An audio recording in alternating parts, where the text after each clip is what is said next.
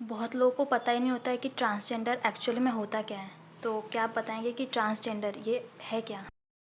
Ma'am, transgender Sen है। Transgender जैसे कि एक मेल शरीर जो फीमेल थिंकिंग रखता है और वो अपनी एक सर्जरी करा के मेल टू फीमेल बनता है या एक फीमेल टू मेल बनता है। कि कहीं बहुत सी लड़कियां भी होती हैं जो कि सोचती है कि वो लड़की नहीं है, वो एक पुरुष है, उनकी थिंकिंग पुरुष जैसी होती है, या एक लड़का होगा वो उसकी थिंकिंग एक लड़की जैसी होती है।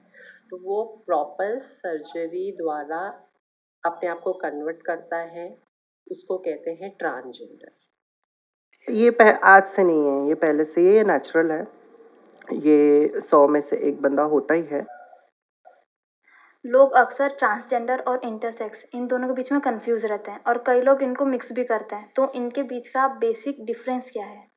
मैम, ट्रांसजेंडर्स यानी क्या होता है? ट्रांसजेंडर्स में 3 प्रकार के ट्रांसजेंडर्स होते हैं। एक तो प्रॉपर जो मेल टू फीमेल बनते हैं, एक होते हैं जो फीमेल टू मेल बनते हैं, और एक होता है कि जो ट्रांस एक सर्जरी आती है जिनमें जिनको किन्नर समुदाय बोलते हैं। तो किन्नर समुदाय एक होता है, तो सब मिला के एक ट्रांसजेंडर है।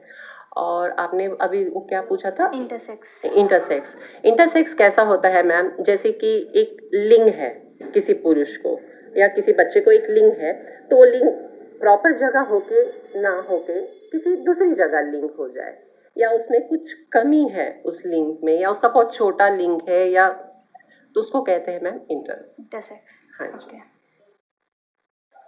क्या सारे ट्रांसजेंडर सर्जरी करवाते हैं? हाँ मैम, सारे ट्रांसजेंडर सर्जरी कराते हैं। मैं बताना चाहूँगी साहब, सर्जरी 2 तरह की होती है ट्रांसजेंडर्स में। एक जो सर्जरी होती है मेल टू फीमेल बनने की, उसके लिए काफ़ी स्ट्रगल करना पड़ता है, 3 से 4 साल लग जाता है। फीमेल की उसको कहते हैं ट्रांस वुमेन।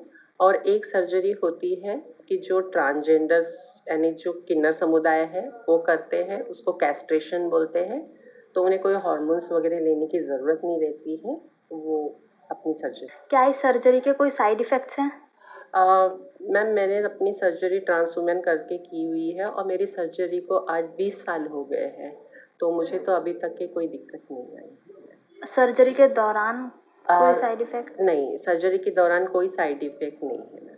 मुझे तो मेरा जहाँ तक एक्सपीरियंस है, क्योंकि मैं जहाँ तक के मेरे ज़माने में ट्रांस वुमेन नहीं हुआ करती थी, मैंने 20-22 साल पहले अपना सेक्स चेंज कराया है। तो मैं बोलना चाहूँगी कि शायद मैं विदर्भ की फर्स्ट ट्रांस वुमेन हूँ। ओके। विदर्भ की मैं फर्स्ट ट्रांस वुमेन हूँ, क्योंकि उस समय में ट्रांस वुमेन क्या होता है किसी को पता ही नहीं था। तो मैं ही विदर्भ की सबसे पहली ट्रांस वुमेन हूँ। अब तो ट्रांस वुमेन जगह जगह हो रही है। जेंडर ट्रांजिशन सर्जरी करवाने की राइट एज क्या है? मैम, राइट एज एज तो ऐसा कुछ नहीं है, बट 30 के अंदर करा लेना चाहिए जहाँ तक कि मेरा है, क्योंकि उसके बाद में हार्मोन्स ज़्यादा डेवलपमेंट हो जाते हैं तो दिक्कतें आती है। तो 30 के अंदर अगर आप सर्जरीज कराते हो तो आपका लुक अच्छा आता है, आपकी ब्यूटी अच्छी होती है। कोई एज लिमिट कि आप इस एज के पहले नहीं करवा सकते? हाँ, नॉर्मली जब तक के बच्चा बड़ा न हो जाएगा, अब 15-16 साल में, तो उसको समझने के लिए ही टाइम लगता है कि वो है क्या प्रॉपर। जी। प्रॉपर वो है क्या? तो 15-16 साल तक तो उसको खुद को ही नहीं समझ में आता कि वो है क्या। उसके बाद ही उसे महसूस होता है कि मैं क्या हूँ प्रॉपरली। देन उसके बाद डिसीजन लेना आई थिंक ठीक रहेगा। तो मेरे ख्याल से 18 के बाद ही सही रहेगा डिसीजन। अगेन ये बहुत ही ज़्यादा कॉमन क्वेश्चन और डाउट जो सबको होता है, क्या ट्रांसजेंडर प्रेग्नेंट हो सकते हैं? मैं बताना चाहूँगी कि ट्रांसजेंडर प्रेग्नेंट नहीं हो सकते हैं। जी नहीं, प्रेग्नेंट नहीं हो सकते ट्रांसजेंडर। हाँ, अगर उन्हें मम्मी बनने का शौक है तो वो किसी की लाइफ सुधार सकते हैं, एक बच्चा एडॉप्ट ले सकते हैं। आप एडॉप्ट लेके मम्मी बनिए, आप उसको भी लाइफ दीजिए और अपनी भी लाइफ अच्छे से जिए। जैसे कि जहाँ तक कि मैंने भी एक बेबी एडॉप्ट ली हुई है, आज वो 12th स्टैंडर्ड में है, और जब 1 दिन की बेबी थी तब से मैंने उसको एडॉप्ट किया है। तो प्रेग्नेंट तो नहीं हुई, लेकिन माँ ज़रूर बन गई। सर्जरी के वक्त जो हार्मोनल चेंजेस होते हैं उनमें आपका एक्सपीरियंस कैसा रहा है? मेरा एक्सपीरियंस बहुत अच्छा रहा, मुझे बहुत अच्छा फील आता है, आया था, मीन्स उस वक्त। जहाँ तक कि मेरी एज 17.5 एज थी, उतनी तो मुझे समझ नहीं थी उस समय में। और अच्छा एक्सपीरियंस रहता है, बॉडी सब चेंज हो जाती है, आवाज़ चेंज हो जाता है, आपके बाल बढ़ने लग जाते हैं, आपकी स्किन ग्लो होने लग जाती है। यानी कि जैसे एक थिंकिंग रहती है हमें कि हम लड़कियों को देख के हम भी काश ऐसे होते, काश इनके जैसे हमारा बॉडी होता, हमारे इनका जैसे स्ट्रक्चर होता, ये होता है। तो वो धीरे धीरे स्ट्रक्चर बनना, सडनली स्ट्रक्चर नहीं बनता है, उसके लिए भी टाइम लगता है। इस सर्जरी का टाइम और कॉस्ट क्या है? वैसे 5 से 6 लाख लगते हैं, अगर टोटली अगर अच्छे से करना है और अच्छे दवाखाने में अच्छे डॉक्टर के पास से अच्छा प्रिस्क्रिप्शन लेने के बाद में, जैसे हार्मोन्स की भी टेस्टिंग्स होती है या फिर बहुत सारी टेस्टिंग्स होती है, तो उससे लेके तो टैबलेट से लेके या फिर दवाखाने से लेके सब सारी चीज़ें उसमें इंक्लूडिंग आती है। जैसे ट्रैवलिंग चार्ज भी हो गया, तो अगर बाहर में, अभी नागपुर में तो है नहीं, है ना, और नागपुर में है भी तो वो कुछ कुछ लेवल में है, अधिकांश लेवल में नहीं है। तो सर्जरी जैसे दिल्ली में बहुत अच्छी होती है ना। सो फिर वहाँ से वहाँ तक ट्रैवल करता आना जाना, तो उसमें बहुत ज़्यादा खर्चा होता ही है। ऐसा है तो अप्रोक्सीमेटली जैसे पकड़ लो, हाँ 6 लाख तो पकड़ ही लो। मैक्सिमम पेरेंट्स अपने बच्चों से एलजीबीटी और ट्रांसजेंडर से रिलेटेड कोई भी टॉपिक नहीं छेड़ते घर पे या किसी भी तरह की बात नहीं करते हैं, तो इसमें आपका ओपिनियन क्या है? मेरा ओपिनियन ये है मैम कि सबसे पहले तो पेरेंट्स कितने एजुकेटेड है, उनका एजुकेशन लेवल क्या है, क्योंकि पेरेंट्स सभी कैटेगरी के होते हैं, जिनको एलबीजीटी के बारे में पता है, या कितने सारे पेरेंट्स ऐसे भी होते हैं जिनको जानते हैं बट वो अपने बच्चों को बताना नहीं चाहते, उन्हें लगता है कि ये एक अलग ही दुनिया है। वो एलबीजीटी पूरी क्यू को एक घृण नज़रों से देखते हैं, उन्हें लगता है कि ये एबनॉर्मल है करके, ये एबनॉर्मल लोग हैं करके। बट मैं कहना चाहूँगी वो एबनॉर्मल नहीं है, हम कोई एलियंस नहीं है, हम भी आपके जैसे ही इंसान हैं।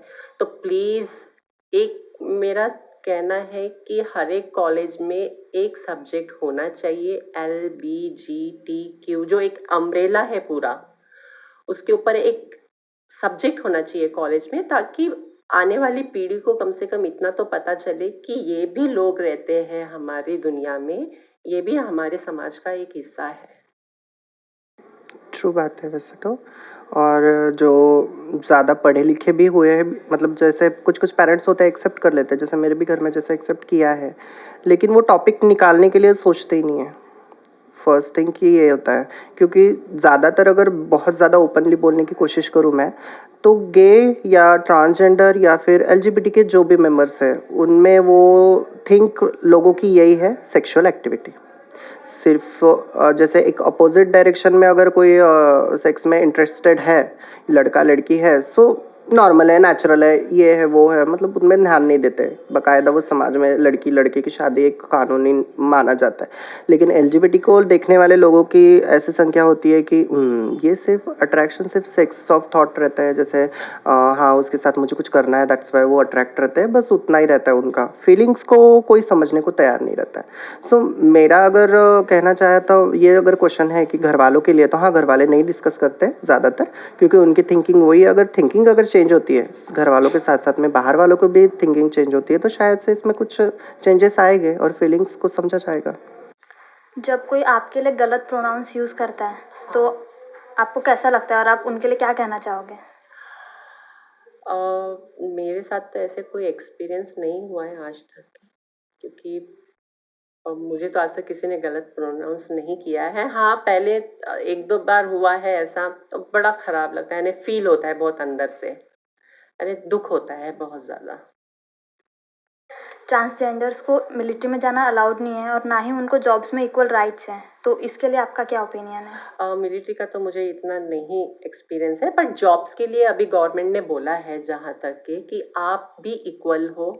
अभी काफ़ी सारे जगह फॉर्म्स आए हुए अदर के, आप देखोगे कि मेरी खुद की एक फ्रेंड है, मायरा करके है, मायरा गुप्ता करके है, जो हैदराबाद में है, वो भी ट्रांसजेंडर है, ट्रांस वुमेन है और वो नर्स की पोस्ट पर है।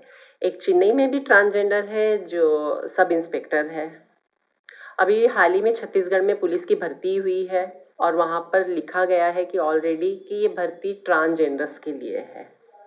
तो अभी तो धीरे धीरे राइट्स मिल रहे हैं ट्रांसजेंडर्स को, लेकिन ट्रांसजेंडर्स भी आगे आने चाहिए, जॉब करने के लिए आगे आने चाहिए। मैंने देखा है ट्रांसजेंडर्स काफ़ी होते हैं जो बहुत पढ़े लिखे एजुकेटेड होते हैं, फिर भी वो आगे जॉब के लिए नहीं आते हैं, वो रोड पे खड़े होके भीख ही मांगते हैं। तो मैं उन सब ट्रांसजेंडर से कहना चाहूँगी कि आप इतने एजुकेटेड हो, आपको अभी गवर्नमेंट ने राइट्स दिया है, आप समाज में कुछ कीजिए, आप समाज में कुछ करोगे तो आगे जो ट्रांसजेंडर्स है जो भीख मांगते हैं उन्हें प्रोत्साहित मिलेगा, वो भी भीख मांगना छोड़ के एटलीस्ट कुछ जॉब कर सकते हैं। गवर्नमेंट ने ऑलरेडी अपॉर्चुनिटी रखी हुई है कि आपको अगर जॉब करना है तो आप कर सकते हो, आपकी क्षमता है, आप पढ़े लिखे हो, आपकी क्षमता है तो आप जॉब कर सकते हो, तो आप जॉब करिए करके। गवर्नमेंट तो नहीं बोलती कि भीख मांगो करके, सरकार ने नहीं बोला है ट्रांसजेंडर्स को भीख मांगने के लिए, ये उनका पेशा है, ठीक है, ट्रांसजेंडर्स का पेशा है भीख मांगने का, लेकिन अब तो सरकार ने बोला है, उनको अपॉर्चुनिटी दी हुई है कि आप भी कंधे से कंधा लगा के काम कीजिए, कर सकते हैं। आपको आज तक सबसे ऑफेंसिव चीज़ क्या बोली गई है? हिजड़ा। वही जो कॉलेज में या फिर किसी स्कूल में, है ना? अभी तो जब तक मतलब मैं अपने जगह खड़ी हूँ, अपने जब मैंने अपनी सेक्सुअलिटी को जाना या फिर पहचाना, तब से तो मुझे उस बात को मैं कभी ध्यान भी नहीं देती और नागपुर में भी बहुत सारे लोग सुधर गए हैं। लेकिन जब मैं स्कूल और कॉलेज में थी तो वो ही किन्नर है क्या तू, या फिर लड़की जैसे क्यों, ये हरकतें ऐसी क्यों, तू ये है क्या, वो है क्या, और गंदे कमेंट्स तो आते ही हैं। अगर अपना कैंप पे अपन इतने गंदे कमेंट्स नहीं बोल सकते, लेकिन जब बोले जाते हैं सो दिल में वो चीज़ ज़रूर उठती है कि हम कुछ अलग है क्या, या फिर अलग है तो फिर हमें क्यों इस तरह से बोला जाता है, या फिर इस तरह से वर्ड्स क्यों यूज़ किए जाते हैं। तो मेरा कहना यही है कि अगर अब जो बच्चे होते हैं ना, उनको समझाते हैं माँ बाप की राइट हैंड साइड से खाना अच्छी बात है, लेफ्ट से नहीं खाना चाहिए, और बहुत सारी छोटी छोटी बातें समझाते हैं जब बच्चों को, तो उसी तरह से जब तेरी सहेली ना, मतलब एक लड़के को समझाती है वो तेरी सहेली है, वो तेरा दोस्त है, तो उसी तरह से जब अगर कोई किन्नर या फिर कोई ऐसा लड़का है उसके स्कूल में या फिर अपने आजू बाजू में दिखते हैं, तो पेरेंट्स लोगों ने उस वक्त में उनको बोलना चाहिए, टोकना चाहिए कि बेटा ऐसे भी एक चीज़ होती है और उनको मान सम्मान देना चाहिए, वो भी तुम्हारा फ्रेंड है, या फिर वो गर्ल्स में आता है या फिर बॉयज़ में आता है, व्हाटएवर जो आप उनको पहचान देना चाहते हो अपने बेटा या बेटी को, जो भी, पर उसको उस तरह से नज़रिए से देखना चाहिए। ट्रांसजेंडर्स को लेके ऐसा कौन सा मिसकंसेप्शन है, कौन सी गलतफहमी है जिसको आप हाईलाइट करना चाहते हो? ट्रांसजेंडर्स को लेके एक ही है कि आप उनसे प्यार कीजिए, उनका सम्मान कीजिए, आप उनसे डरिए ना, वो भी आपकी तरह ही एक इंसान है, जैसे आप हो वैसे ही हम भी हैं, बस मैं इतना ही कहना चाहूँगी। जैसे भीख मांगते हैं, है ना, ये तो फर्स्ट, ये चीज़, ये सोच जो है ना, ये बहुत गंदी है। भीख इसलिए मांगते हैं क्योंकि यहाँ पे एक नॉर्मल लड़की रहे या फिर लड़का भी रहे, कितना तैयारी करता है वो, है ना, एग्जामिनेशन देता है, पता नहीं क्या क्या एग्ज़ाम क्रैक करता है, देन उसको जॉब लगती है, पता नहीं बहुत सारी चीज़ें होती है। एक लड़की अगर जॉब करने के लिए लगती है प्राइवेट सेक्टर्स में, तो वहाँ पे बॉयज़ उसको तंग करते हैं या फिर उसका जो बॉस होता है वो उसको तंग करता है, हेरसमेंट होती है। तो सोचो एक ट्रांसजेंडर अगर काम करने लग जाता है तो पहले तो समाज वाले बाप रे, ये अच्छा, ये ऐसे कैसे। ये जो टेंडेंसी है ना, तो उसके बाद में कुछ ना होने की वजह से ट्रांसजेंडर ये चीज़ करते हैं जो मांगना होता है, वो अपनी 2 वक्त की रोटी जोड़ने का काम करते हैं, तो ये टेंडेंसी नहीं रखनी चाहिए, क्योंकि अगर वो चीज़ हमें मिलती है या फिर वो चीज़ हमें उस तरीके से मतलब जैसे सरकार बहुत सारी चीज़ें करती है, तो उसी तरह से एक परसेंटेज में एक आरक्षण मिलना चाहिए कि हाँ, किन्नरों को काम मिलना चाहिए। तभी तो सोच बदलेगी ना, कि लोगों में एक एक चीज़ बदलेगी ना, कि हाँ, किन्नर भी होते हैं, वो भी पढ़े लिखे होते हैं, तो उनको जगह मिलनी चाहिए। अगर एक एक अगर चीज़ ये होती है, मतलब सामने जाती है, तो आपको दुनिया की भी सोच बदलने के बाद में तो हमें भीख मांगने की भी ज़रूरत नहीं पड़ेगी, हम भी काम करेंगे। रिगार्डिंग जैसे ट्रांसजेंडर्स को लेके कई सारी चीज़ें लिमिटेड है, तो अगर आपको पावर मिलती है कोई एक चीज़ चेंज करने की, तो आप क्या चीज़ चेंज करना चाहोगे? अगर मुझे और मिलती है ट्रांसजेंडर्स की कोई चीज़ चेंज करने की, तो सबसे पहले मैं लोगों की सोच चेंज करना चाहूँगी, लोगों की सोच, क्योंकि वो लोग ही हैं जो छोटे पावर से लेके बड़े पावर तक के बैठे हैं। जब उनकी सोच चेंज होगी तो ऑटोमेटिकली लॉ चेंज होगा। लॉ चेंज होगा। अगर एक लॉ चेंज करना है तो फर्स्ट तो यही है, जो सोच तो पहले बदलनी है मुझे, क्योंकि अगर गवर्नमेंट ने चाहा तो वो सोच बदल भी सकती है। जैसे 377 हो गया, उस चीज़ के लिए उन्होंने जो जस्टिस किया है, उसकी वजह से नागपुर जैसी सिटी जो एक पिछड़ी हुई सिटी थी, जैसे मतलब उस सोच के लिए, ट्रांसजेंडर की सोच के लिए, क्योंकि आज से 2 साल पहले अगर कोई ऐसे साड़ी पहन के या फिर ऐसे कुछ हरकतें करते दिखता था तो नागपुर सिटी में हाँ अच्छा ये किन्नर है, ये तो बाइला है, ये शब्द यूज़ होते थे। तो अगर ये चीज़ अगर थोड़ा बहुत होता है ना, गवर्नमेंट में भी इसमें ध्यान देती है ना, तो ये चीज़ नहीं होगी। और लॉ में अगर फ़र्क लाना है तो सबसे पहले तो ये कि जो रोज़गार वगैरह जो है ना, ये बाकियों के लिए भी, मेल फीमेल जो भी है तो, और किन्नर भी, उसमें वो इंक्लूडिंग करना चाहिए कि वो रोज़गार देना चाहिए खुद की इक्वालिटी। कॉलेज से ही वो चीज़ चालू करनी चाहिए कि कॉलेज में ही वो बंदे कॉलेज में जाते क्यों है, वो उस चीज़ के लिए नहीं जाते कि उन्हें कुछ करना ही नहीं अपने लाइफ में, वो उस चीज़ के लिए चाहिए गवर्नमेंट थ्रू कोई नौकरी, या फिर गवर्नमेंट थ्रू नहीं तो प्राइवेट थ्रू कोई नौकरी। बस नौकरी का जो एक लॉ है वो बदलना तो नहीं, पर हाँ मैं लाना चाहूँगी कि सबके लिए एक लॉ बनाया जाए जिसमें हर एक बच्चे को जो बेरोजगार है या फिर रोजगार है उसमें रोजगारी देना चाहिए। अगर आपको आपके जेंडर और सेक्सुअलिटी के बारे में किसी बच्चे को एक्सप्लेन करना होगा तो आप किस तरह से करोगे? मैंने तो ये इसीलिए कहा ना कि एजुकेशन होनी चाहिए स्कूल में। स्कूल में बच्चों को पता चलेगा तभी तो वो बाहर आएंगे, तो कम से कम डरेंगे तो नहीं ट्रांसजेंडर्स को देख के। लोगों ने क्या देखा है कि ट्रांसजेंडर्स आते हैं, बहुत ज्यादा ये होते हैं, एक उनको ताली बजाना, साड़ी उठा देना, या वो क्यों होते हैं ऐसे? क्यों होते हैं? क्योंकि बचपन में उनको माँ बाप ने धुतकार दिया, बड़े होते होते समाज ने धुतकार दिया, तो वो अपना फ्रस्ट्रेशन कहाँ निकालते हैं? इसके लिए वो ताली बजाते हैं। एक सब्जेक्ट होना चाहिए कॉलेजेस में सेक्स एजुकेशन के अलावा LBGTQ जो एक अम्ब्रेला है उसका भी एक सब्जेक्ट दीजिए आप कॉलेज में, ताकि आने वाली पीढ़ी या जो अब बच्चे पढ़ रहे हैं एटलीस्ट उन्हें समझ में आए, उन्हें देख के कल चल के कोई ट्रांसजेंडर उन्हें रास्ते में मिल भी जाए या कुछ है। अब एक ट्रांसजेंडर कहीं जॉब के लिए अप्लाई भी करेगा तो सब ऐसे से आजू बाजू हो जाते हैं, या मैं इलेक्ट्रिक बिल भरने की लाइन में खड़े रहूं, अरे ट्रांसजेंडर से, अरे बाप रे, अरे बाप रे, ऐसे दूरी दूरी बना के खड़े हो जाते हैं जैसे उन्हें हमें छूत की बीमारी हो गई है, छूत की बीमारी हो गई है। अभी जैसे कि कोई फैमिली फंक्शन है या कुछ है, अरे ट्रांसजेंडर्स को नहीं बुलाते हैं, आप उनको अपनी खुशियों में आप उनको दुआ लेने के लिए बुला सकते हैं कि हमें दुआ दो, हमारे घर में बच्चे हो गए हैं, आप उन्हें दुआ दो, लेकिन आप अपनी खुशियों में क्यों नहीं उन्हें शामिल करते हैं? अभी कोरोना काल के समय में इतना सब कुछ हो गया है, लेकिन ट्रांसजेंडर्स को तो किसी ने नहीं पूछा, कुछ भी किसी ने नहीं पूछा। गवर्नमेंट ने इतने सारे लोगों को पैसा बांटा है, ये फंड आया वो फंड आया, लेकिन ट्रांसजेंडर्स को तो कुछ नहीं मिला कहीं से भी। जिस तरह से पेरेंट्स हर एक चीज़ समझाते हैं उसी तरह से वो भी चीज़ बच्चों को समझानी चाहिए।